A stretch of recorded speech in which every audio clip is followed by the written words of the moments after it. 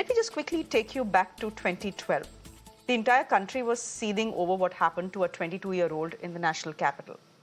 This young girl, all of 23, was gang raped, mutilated, and left to her death by 6 men. In the freezing cold, she was thrown out of a moving bus, naked. In our collective outrage and sorrow, we named her Nirbhaya, the fearless one. There were candlelight marches across the country. Politicians promised to make our streets safer for women, to punish predators to the maximum extent. But 10 years later, everyone has failed.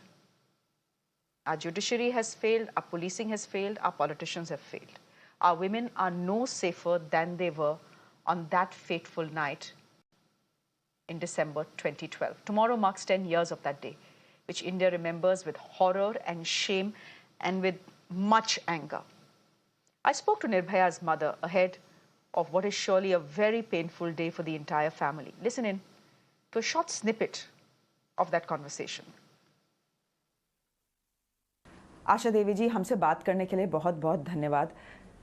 10 साल हो गए हैं। What has it been like to be निर्भया's mother?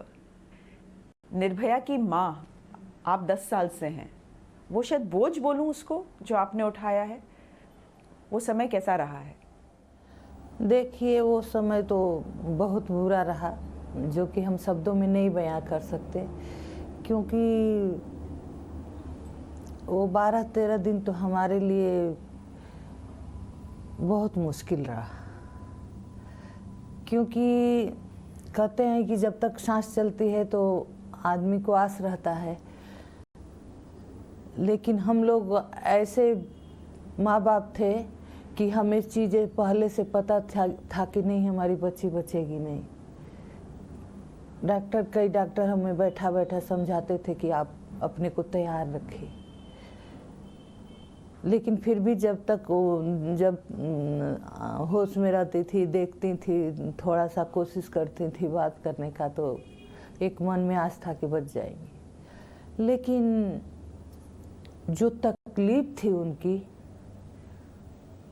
हमको लगता है कि आज भी हमारे लिए वो कम नहीं हुई। कहते हैं लोग कि घाव समय के साथ भर जाता है, लेकिन मेरा घाव तो नसूर बन गया। क्यों?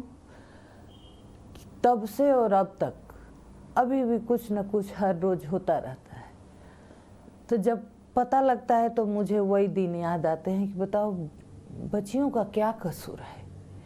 उनका पढ़ना कसूर है, उनका बाहर जाना कसूर है, कि उनका पैदा होना ही कसूर है? उससे भी दुख तब होता है कि जब इतना कुछ हो रहा है और सब कुछ न्याय व्यवस्था है, सरकार है, पुलिस है, फिर भी कुछ बदल क्यों नहीं रहा है? आज 2-3 दिन से हमसे यही पूछा जा रहा है कि मैं 10 साल हो गए, क्या बदला? लेकिन मुझे तो नहीं लगता कि कुछ बदला है। वो भी खासकर लड़कियों के लिए। लड़कियों की तो आज ही वही समस्या है कि रात में जाने में डरती हैं, उनके साथ छेड़छाड़ होता है। और नहीं तो आप देख रही हैं कि एक जानवर का भी दायरा होता है कि खाने के लिए वो कुछ भी करता है, पेट भर जाता है, उसको मतलब नहीं। लेकिन यहाँ तो जो इंसान रूपी जानवर हैं, उनका तो कोई हद ही नहीं है कि कहाँ वो रुकेंगे और क्या करेंगे बच्चियों के साथ। 16 दिसंबर 2012 वो कौन सी चीज़ है जो आपको भूलती नहीं है?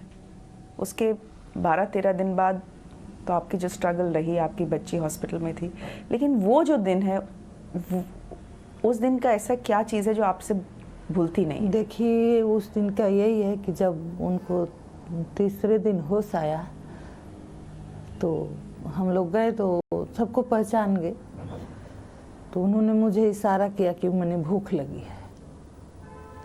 तो हमने डॉक्टर से बोले कि हम क्या दे सकते हैं। मुझे नहीं पता, उस टाइम हमें नहीं पता था कि हमारे बच्चे के साथ ऐसी बर्बरता हुई है। हमें नहीं पता था। हमें पता था कि इनके साथ गलत हुआ है उसके वजह से इनकी सर्जरी हुई है। सर्जरी भी हमने अभी तभी मेरे को नहीं पता था कि इतनी बड़ी है या है। तो डॉक्टर ने बोला कि मैम हम इनको कुछ नहीं दे सकते, हम कुछ ऐसे चीज़ चढ़ाएंगे जिसको भूख नहीं लगेगी। तो हमने वो देख रही थी, तो उन्होंने पानी मांगा, पानी दे दो। तो डॉक्टर बोले कि मैम हम पानी भी नहीं दे सकते। ये दिन मुझे अभी भी नहीं भूलता है। कभी भी मैं कभी कभी बैठी रहती हूँ, जब पानी आता है हाथ में तो हमें याद आता है, हमें कभी नहीं भूलता कि बच्ची 12-13 दिन जिंदा रही लेकिन एक बूंद पानी नसीब नहीं हुआ। और उनकी सजा के लिए हमने 8 साल संघर्ष किया। अब कल जो हुआ है मैं उसको तो भूल ही नहीं पा रही हूँ, क्योंकि मैं कल न्यूज देख रही थी कि एसिड अटैक लड़की पे जो हुआ हाँ, दिल्ली में। मैं भूल ही नहीं रही हूँ कि उसका होगा क्या। अगर वो किसी तरह बच भी गई क्या होगा, और उसको सजा क्या होगी। वो भी हम लोगों ने लड़ के इस पे बनवाया था, तब 10 साल की सजा हुई। 10 प्रावधान में है कि 10 साल की सजा होगी। उसको तो वैसे ही जला देना चाहिए ना, उसको भी उठा के कोई सजा मत दो, उठा के उसके ऊपर भी तेजाब डाल दो। जब उसकी चीख निकलेगी तो उसको एहसास होगा कि हमने क्या किया है।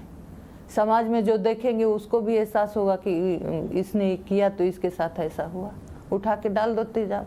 आखिरी सवाल आपसे, अब जब आप अपनी बेटी के बारे में सोचती हैं तो आप ज्योति के बारे में सोचती हैं या निर्भया के बारे में सोचती हैं?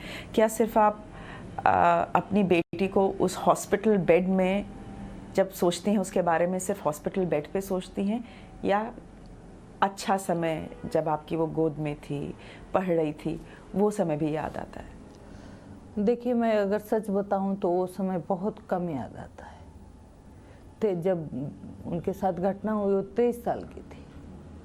23 साल में उन्होंने 5 साल देहरादून में बिताया था, क्योंकि वहीं से वो पढ़ाई कर रही थी। लेकिन जो ये 2012 के बाद की चीज़ें मुझे याद रहती है, चाहे बार बार वो ही याद आती है, वो 23 साल की बहुत कम आती है।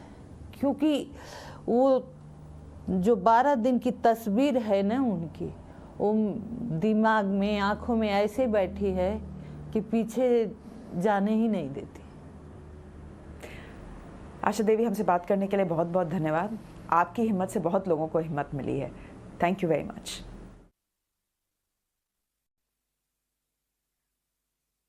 I'm playing out that full interview with Asha Devi tomorrow on this show on Urban Debate.